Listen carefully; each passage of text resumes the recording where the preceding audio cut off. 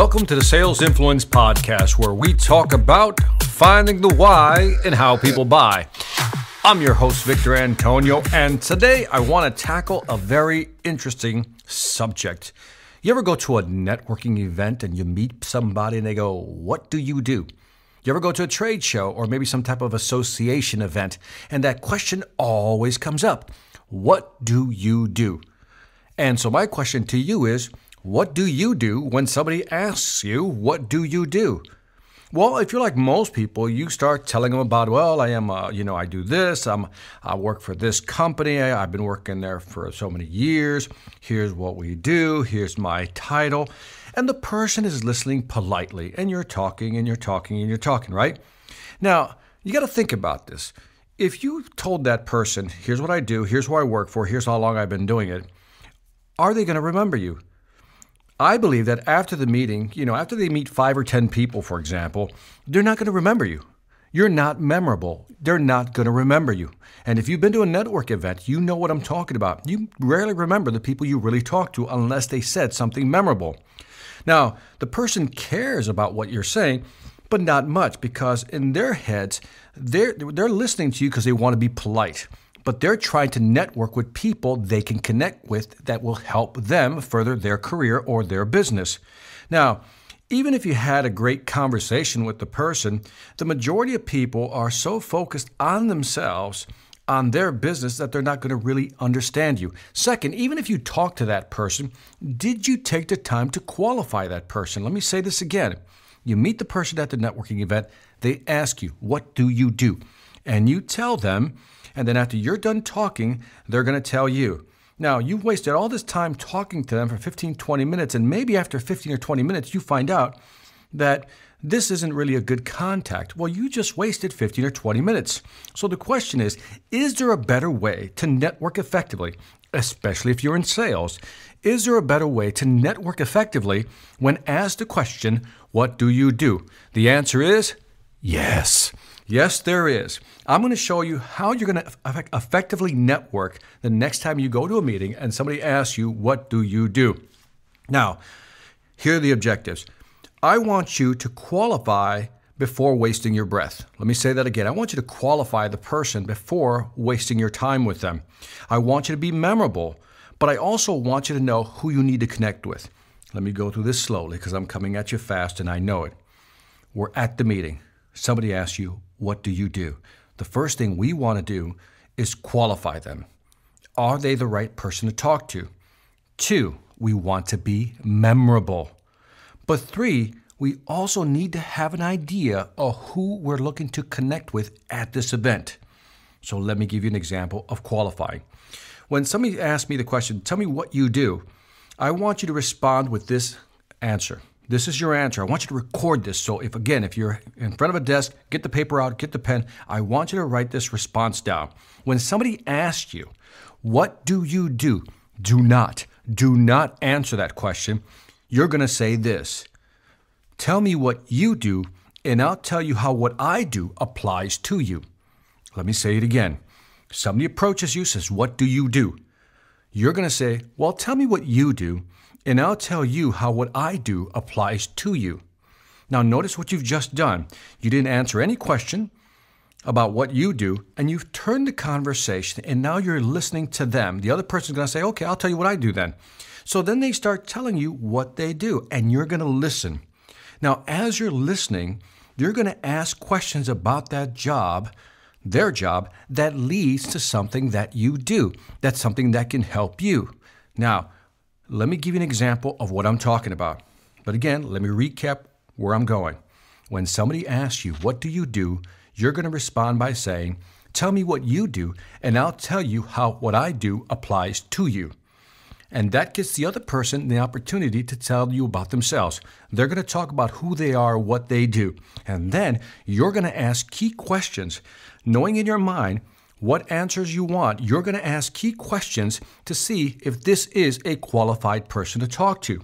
Let me give you an example, and I'm going to use myself as an example when I go to networking meetings and I want to meet key people who will buy my services. So, as you know, because you're listening to this, I'm in sales. So my service is sales training, sales consultancy, right? That's what I sell. Sales training, sales consultancy. That's what I sell. So when somebody says to me, so Victor, what do you do? I don't say, look, I'm a sales trainer, I'm a sales consultant, I help people generate revenue, help companies grow their business. I don't do that. I say, tell me what you do, and I'll tell you how what I do applies to you. Now keep in mind that I know who I'm looking for, who I want to connect with in that room. The people that typically hire me are either managers, directors, or VP of sales. Let me say it again. The people that typically hire me are managers, directors, or VP of sales. These are the people I'm looking for in that room. So let's say a gentleman comes up to me, says, Victor, what do you do? I'll turn it around, says, tell me what you do, and I'll tell you how what I do applies to you. So then that person starts telling me who they are. Now let's assume that the person is an accountant. Yes, an accountant, right? Now immediately your brain is saying, there's no connection here. Not so fast, not so fast. Let's assume the guy's a consultant for X company. And he's going to tell me, I'm a consultant. I work for X company. I've been there X years. And I'm going to ask polite questions like, well, how long have you been working there? Really? Well, tell me about your business. How do you like accounting? How have you been doing year over year? Has your business been growing? And he's going to give me some information. Then I start asking what I call extraction questions. This is information I want to extract from the person. So I call them extraction questions. And what I want to extract is whether he has a connection to a manager, a vice president, or director of sales. So what I'll do is I'll say, well, tell me about your competition. And he's going to say, maybe he'll give me some information. I say, well, what have been some of your challenges? And eventually they're going to get around to sales. What are their year-over-year sales? Is your company growing or not? He's going to say, well, we're growing, but not as fast as we like. Ooh, that's key for me. When I hear that, we're growing, but not as fast as we like. And I said, and I'll ask him this specific question. Who's in charge of your sales department? Now, this is key for me because remember, I'm looking for a manager, director, or VP of sales. And I'll ask him, who's in charge of selling? And he's going to give me a name. He says, well, this person's in charge of selling. Great. Bingo. I now have a name of the person in charge of selling. Now, if I've established a good relationship with this individual and I know that he knows, let's say, the VP of sales, I would say something like this. I would welcome an opportunity for you to introduce me to your vice president of sales. Would that be possible? Now, again, see what I did? Let's go through it again slowly. He asked me, Victor, what do you do? I didn't answer the question. I said, tell me what you do, and I'll tell you how what I do applies to you. Now, we've had the conversation. He tells me his background, tells me who he is, how many years he's been with the company. He's an accountant. And then I asked him specifically about how the business is doing. He says it's growing, but not as fast as we like. Great. That's a trigger for me. Now I want to find out, well, who's in charge of sales? Maybe he knows. Guess what? He does know. He now tells me that, he knows the sales training person. And then what I'll do is say something like this. Let me reiterate how I would say it. So as soon as he's exhausted talking, he's told me everything he has about himself, I'll say, well, Bill, here's what I do. I'm a sales trainer. And I started out, at engineering, and I moved into sales. And I've been a VP of sales, president of sales and marketing. And for the last 10 years, I've started my own company where I help companies like you grow specifically in sales. That's why I asked you about who's in charge of sales. Would you be willing to introduce me to your vice president of sales? See, and I'll get a yes or a no. But again, what I did differently was I did not answer the question, what do you do? I let the person give me their information, tell me who they are. I know who I'm looking for, manager, director, or VP of sales. And then I asked the key questions to see if there's a connection, if he knows the manager, VP, or director of sales. Now, you may be thinking, well, Victor, what if he doesn't know the person in the sales department? Okay, he just says, well, I don't really know. Well, that's okay also. You've just disqualified this person because now you know that, one, he doesn't really have a connection with the salesperson or the VP of sales in the company, which means I'm not going to waste my time and I can't use him as a referral. That tells me this person, for me, is not a good lead. Get the idea? It's very powerful when you use that phrase. When somebody asks you, what do you do? Remember, don't answer the question. First, turn it around. Tell me what you do, and then I'll tell you how what I do applies to you.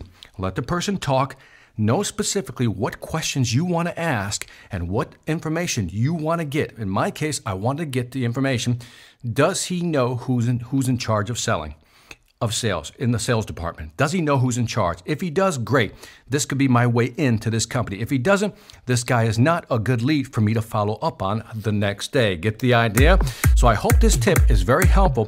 The next time you find yourself in a networking event, remember, never answer the question, what do you do? Turn it around, extract information, and qualify that lead. Again, let me know what you think of this podcast. This is Victor Antonio.